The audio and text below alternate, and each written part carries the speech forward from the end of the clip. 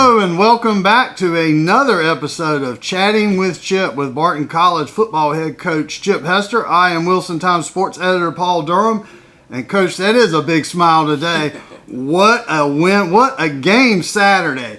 Big win, the biggest win I'm going to say in Barton/Atlantic Christian College football history that goes back to the early 1900s with three separate stints.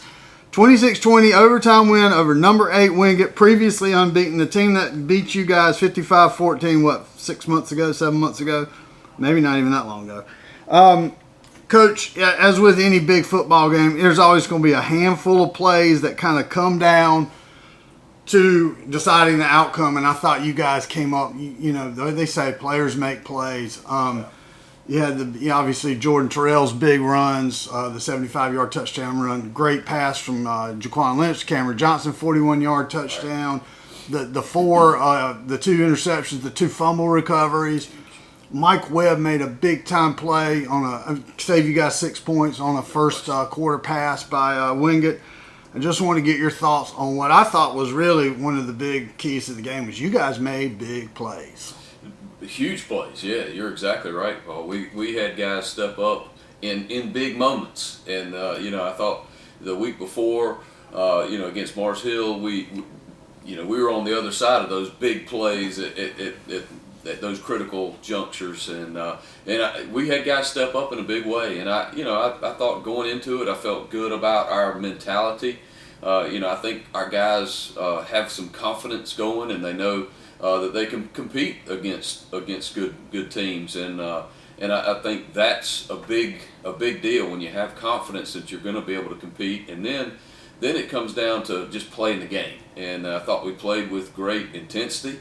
We were flying around, and even probably the other key to me was that offensively we started just awful. I mean, it was just awful to begin with, but our guys hung in there, and our defense was stepping up in a big way until our offense kind of came around a little bit. And you get guys making plays, and you get some confidence, and then you've got some talented guys, and you've got a recipe for having some success if you do those things right. Yeah, you guys absolutely did have some success because you did those things right, and I definitely need to talk to you about special teams because last week we talked about how poorly they played.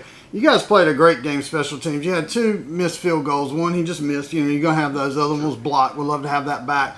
That doesn't besmirch, I think, was a really good day by special teams, especially on kickoff coverage. That was important. Their longest return was 26 yards. Huge. I mean, we talked about it at length last week, and something that we really focused on, and I thought our guys stepped up in a big way. And I'll specifically point to the punt team, and Jaden Lewis, who ended up being our special team player of the week, averaged 43.5.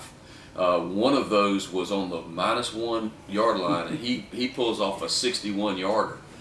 So that was huge, just giving ourselves a chance in kickoff, and then we got some points out of our field goal unit, and got one. I think it was a little low and got blocked, but I thought we've talked about it a ton, and I know it gets old, but you win the rushing battle, you win the turnovers, and then you give yourself a chance if you can win the special teams. I don't know if we won the special teams, but we at least played to a tie, I would say, or at least held our own in special teams, and that's going to give you a chance to win. That's our formula, and it worked on Saturday night, that's for sure. To a T. I have to ask you about the one play. You put Jaden in the game. He catches a pass, and then disaster. His helmet comes off on 3rd down, and he's got to leave the field.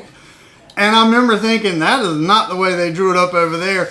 But luckily, you send Bear Huggins out there, and he kicks a 38.5-yard punt, and that, was what you needed. Absolutely. And that's, again, it's coach speak, but you've got to have that mentality of whoever's in there has got to be able to execute, and that's why you practice.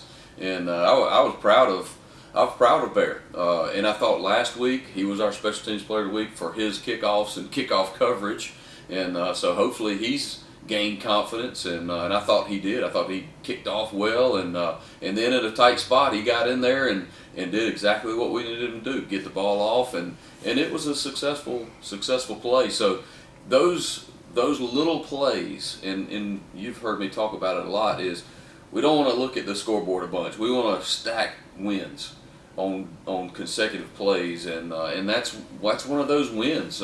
It could have been disaster, but instead our guys got in there and executed, and that's what's going to give you a chance to win. Absolutely, Coach. And, the most impressive thing was as the game went on, your guys got better, and that. Again, you won the game. It wasn't handed to you. You won it. They did fumble, but you guys caused those fumbles. Yeah, no, I agree, and I'll say that. I thought that we were flying around on defense and creating those turnovers, and those weren't big mistakes. Those were caused fumbles. Those were, they didn't fumble a snap and things like that. It was our guys getting after it and being aggressive and putting hits on the runner and putting their, talking about tackling the football and those kind of things. That's stuff that our defensive guys work on, and so it was good to see it pay off in a big way on Saturday. Absolutely, Coach. I got to ask you this. I talked to Shane Perry on the field Saturday about preparing for Wingate in the light of, the literal smackdown they gave you guys in March. And he said this was the hardest week of practice we've ever had. And, obviously that was the case. You got guys coming on a real high. 2 days in or a day into this week's practice, how do you follow that up? You got a tough road trip, and now sort of repackage all that emotion and redirect it. Absolutely. Well, I think that's where the kind of themes that we talk about with our guys really come into play. And we talk about it all the time. Is every week is a new challenge, and every day is a new challenge, and so you don't look at the big picture. You look at the small picture right in front of you. And I've been proud of our guys. We've had some tough losses and some great wins, and our guys have been able to come to work on Monday and get back after it. And I've thus far this week, I feel good about the way we've prepared. And our guys, after wins, they've celebrated and had fun, but they've gotten their that out of their system, and they've got their focus back. And so this will be a challenge. It's another learning experience. We've never beaten a top ranked team or a top 10 team, and so it will be a new challenge. But I've felt good about our preparation, and to me, we talk about it all the time. If you want to win on Saturday, you've got to win on Monday, Tuesday, Wednesday, Thursday, Friday, and that's kind of been our mentality. And it's part of that.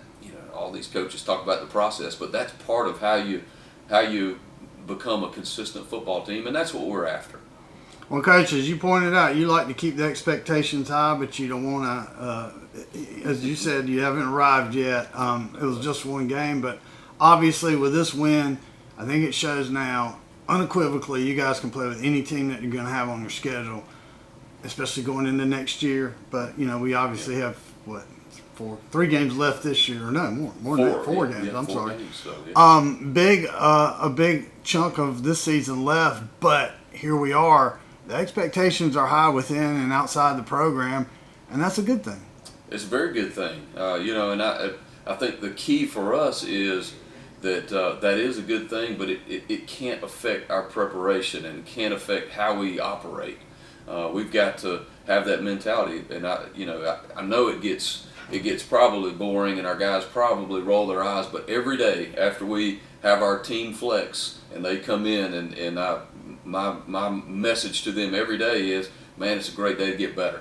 And so that's what our mentality is, and we talk about it. You're either growing or you're dying. There's no staying the same, because if you're staying the same, you're getting worse. And so we've got to have that mentality, and I think that's something that the successful teams are able to have that be part of your culture. And I think so far so good.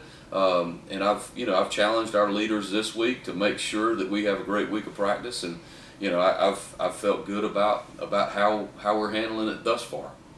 Well, Coach, life comes at you fast, but it's still just one step at a time. Absolutely. So that's the way to do it.